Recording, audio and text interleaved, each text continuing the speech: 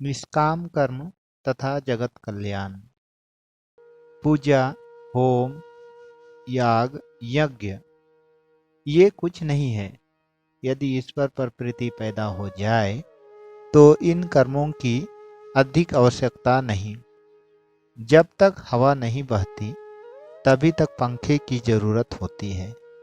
यदि दक्षिणी हवा आप ही आने लगे तो पंखा रख देना पड़ता है।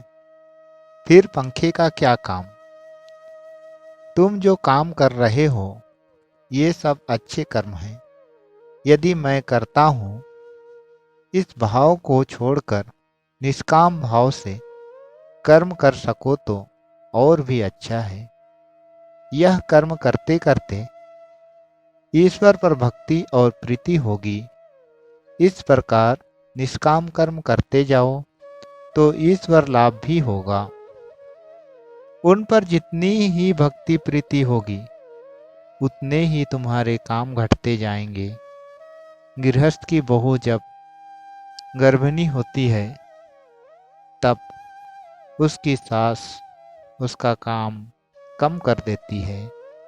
9 महीने पूरे होने पर बिल्कुल काम छूने नहीं देती।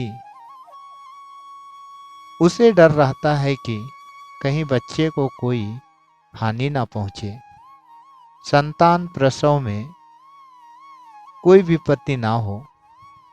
हास्य। तुम जो काम कर रहे हो उससे तुम्हारा ही उपकार है।